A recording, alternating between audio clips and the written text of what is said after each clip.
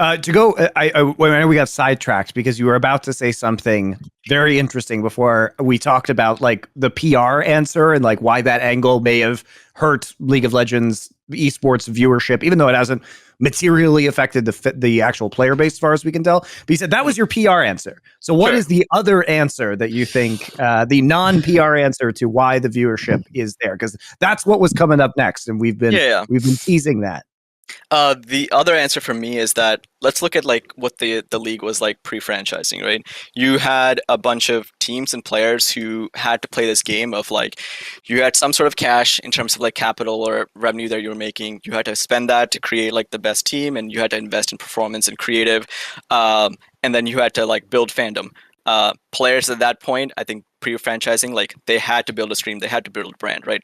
Teams had to like focus on A, winning, and B, also making sure that they had different creative ways to like get fans to like them that then they can like monetize off of through sponsors or their own products, right? Because they were, by the way, because they were getting paid like $1,500 a month. Yeah, right. Like at that point, there wasn't enough stability in the league, so you just had to like run this like very basic model of like how to run an org and how to be like a professional player that can sustain themselves and grow off the opportunity of the viewership that were given.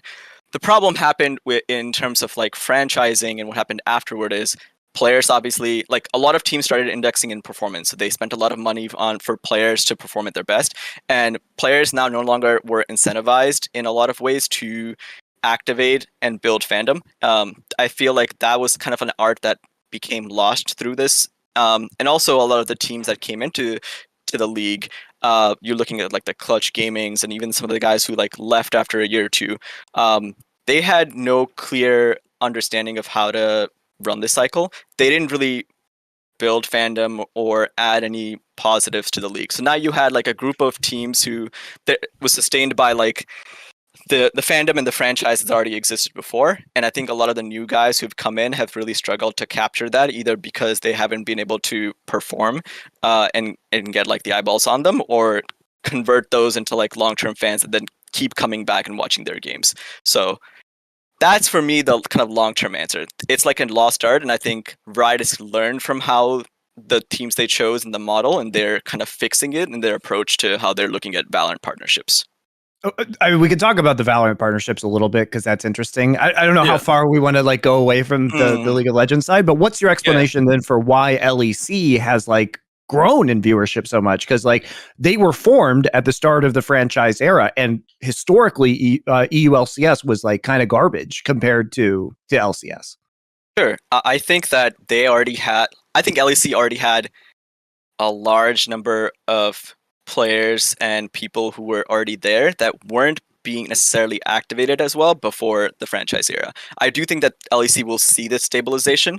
And also, I think, again, because regional leagues are so strong there's like pockets of fandom that naturally goes up to LEC. Like if you see anyone who joins like gets to challenge or even like high grandmaster, there's always like a team, like a tier 1 like ERL team or a tier 2 team or a tier 2 team already there ready to participate in like X tournament or Y tournament. And so you always have like these community hubs and pockets of activations that have slowly kind of risen up through the franchising in LEC that activated a lot of these, and also the success of the ERL system, who've also like brought a lot of fandom there. I think that Europe at that time just hadn't reached the critical mass in terms of capturing all that audience, whereas in North America that had already happened, or at least had happened earlier than the LEC. Helps to have a much bigger player base in Europe too. Like helps a lot. At least that's my take. Fucking hell. That can't always be the fucking excuse. It can't. Here's what Americans do. They just go, right, guys, what's the one thing that we don't have? Right, only focus on that, because that way we never have to change anything. The point is, it's irrelevant how many players you have. What do you do with the players? You're not even close to them in maximum right now. Like, for example, one area that drives me fucking crazy, because I know something you guys don't know. Are you ready for what I know you don't know, Parth? There used to be an active LAN scene in North America on the West Coast in the 2000s in Counter-Strike that produced dozens tons of world-class LAN players, even though North America and Counter-Strike wasn't the main region. Now, the reason why is because it was this LAN culture. It was just like you've heard about in Sweden and Korea. People used to go. In fact, these were people who didn't even own PCs. Some of them, by the way, were literal like Mexican gangbangers in gangs and shit. And they used to go and for funsies in their off time, they would go and they would play in these like cheap Korean PC bangs and all these things. Like they used to have loads of them in LA. If people don't like, they used to literally be like a SoCal and NorCal scene, and they even had all kinds of things built in. Like for example, in the early days, you can imagine top pros just made pogs and just won all the tournaments. So then they would do things like if you'd played too many seasons at like the open coming talent, and everyone could like be part of it. Are we lagging still?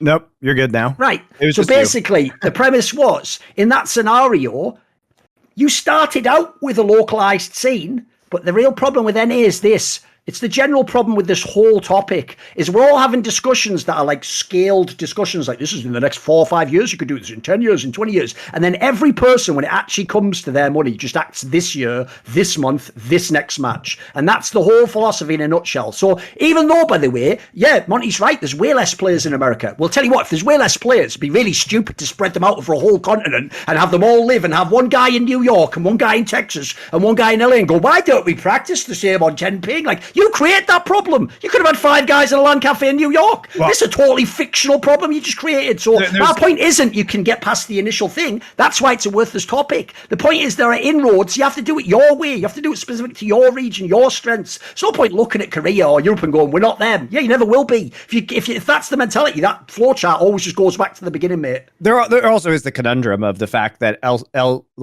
NALCS used to have this massive viewership that we talked about in spite of always. There was never a point in time where they had more players than Europe, right? They just had a lot more viewers because of the hype and personalities that were in the league. And I think it's true that you can only lose so many years in the row internationally before people like can't delude themselves any longer. Like, you know, there isn't a hope that the teams are going to perform well on an international level, like there was in the early days where you might have been able to dismiss like 2 or 3, 4 worlds as flukes, but like by the time we're at 10, it becomes like a lot harder to actually justify that to yourself in any kind of meaningful way.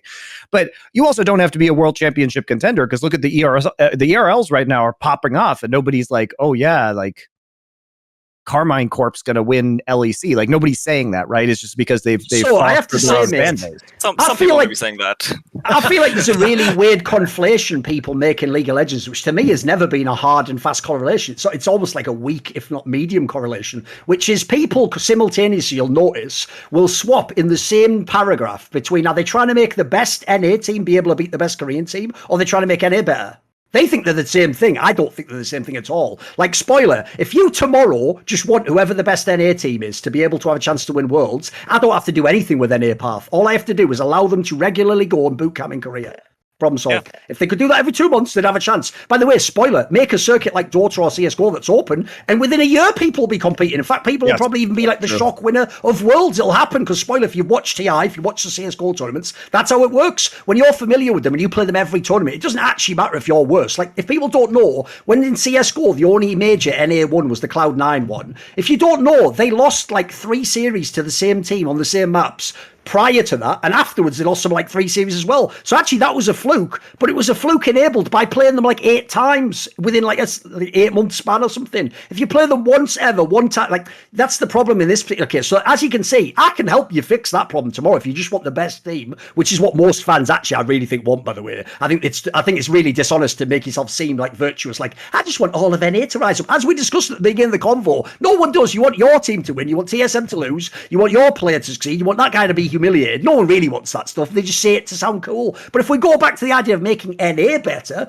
well then yeah, we're going to have totally different approaches. But you notice that a lot of the approaches that would help the top team then will be inappropriate for the region. Like, I'm sorry, one of the first things I would do immediately, Parth, if I wanted to make NA as a region stronger, as in have all the teams be better and a better I'd immediately do things like smash the fucking hegemony of all these big orgs that just run the scene and fucking wreck everyone with all their deals and dodgy ass contracts. I'd go in there and I'd do things like I'd like to change up the revenue sharing model, all these sorts of things. But the problem is, though, that goes against despite what they say in shows, what the top owners would want, and they are the people who the league is set up for. Because I always think the area that's so whack is this. I've said this a million times on these shows, but people never seem to remember it. The customer of the franchise league is the franchise by definition, because we don't have any money yet. So the person that Riot has to feel happy is TSM and Team Liquid. It isn't the fan of TSM and Team Liquid. The fan isn't buying in for $10 million. It's TSM and Team Liquid who are putting the 10 million in. So that's the person Riot's going to deal with. It's why, if you don't know Parth,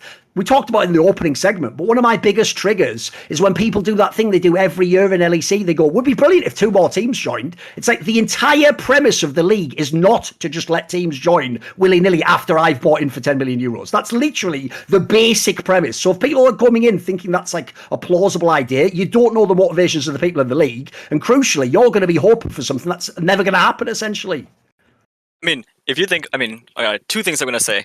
First is when you said that the best thing that NA teams can do is just send people to Korea. Actually, one of my main reasons for going to Korea last offseason and talking to every single team and even Riot there was to open up a pathway for academy teams to operate in Korea.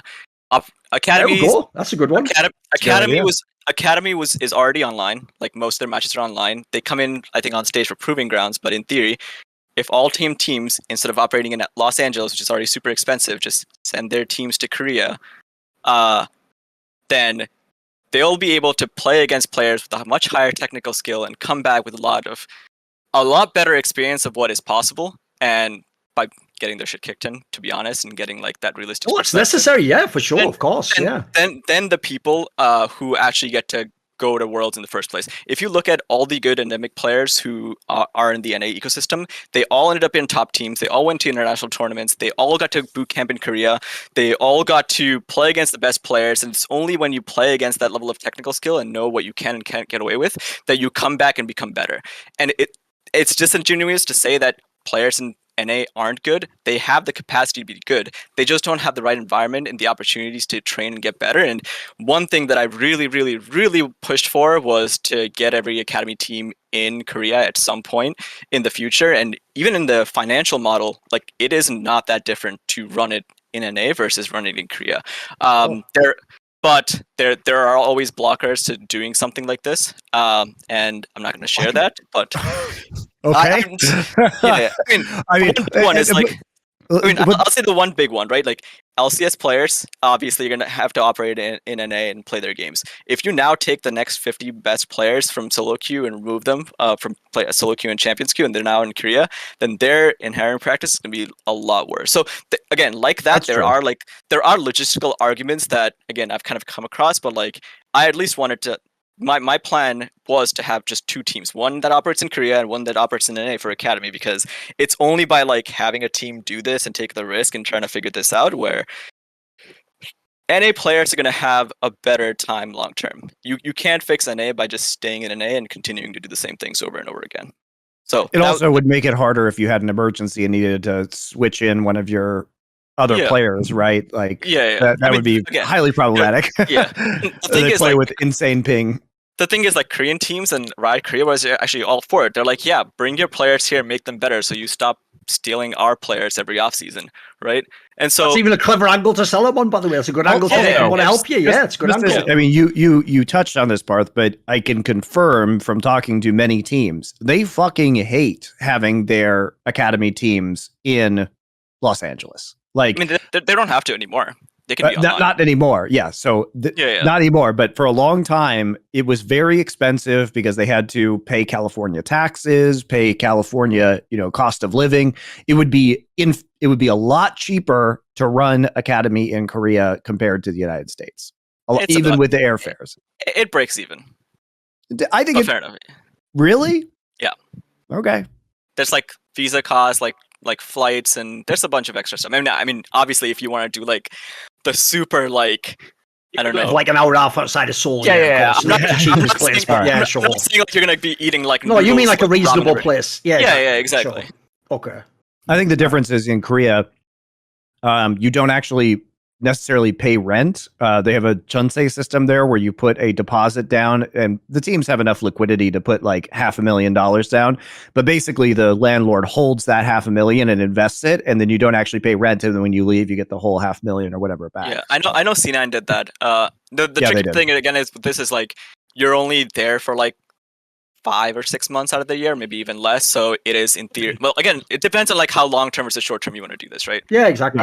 By the way, the point I was essentially making earlier, a short version is a lot of the issues people discuss in League and they talk like there's no issue for were artificially created because we made a game where it's separate regions, intentionally separate, and you stay locked in your region until you qualify to Worlds. That's the only issue, because essentially what my point I was making was in games like CSGO and Dota, this isn't a problem. Like the top teams can compete. The question then becomes, can the whole region, which is a different topic. Like I say, I think people conflate the two, and I think they're very different. Because like I say, Parth, even though people always say they want NA to get there, I think the real vibe is they just want their favourite NA team to. Like, what really is the case is if Doublelift plays a team, look, they want Doublelift to go to semis of Worlds. They don't just mean I want NA to get good, that like by osmosis one day someone makes a final. Yeah. So like, to me, those are different ones. So if presumably you're more about making the whole region better. It's not just about the top team.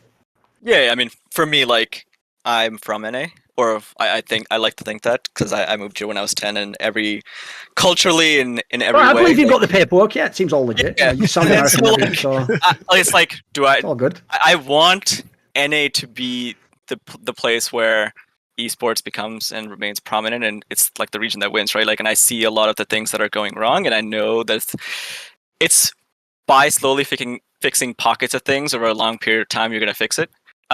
And what you're suggesting in terms of like what Riot should do is like break the system apart and like rebuild it from scratch. I don't think you can do that anymore. Like it's in a place where it's like path dependent, right? Like we are where we are because of the decisions that were made in the past for either that were good for the short term, bad for the short term, or whatever, based on the assumptions they made at the time. And now here's where we are with the problems that we have. And so the hardest thing about this ecosystem isn't what the right decision is; it's how to get there from the point that we're at. Yes. And I don't think these solutions are going to come only from League of Legends, and they're not going to come only from Riot. It's like it's easy to talk about Riot just because of how prominent and relevant they are in terms of what they've done. But I mean, Activision with their partnership with Microsoft is going to have a huge say in what happens. Oh, and every franchise league's going to have the same problem. Yeah. Want to see more cool, funny, interesting clips based on topics from my content? Well, subscribe to this channel then, or be a pleb and don't.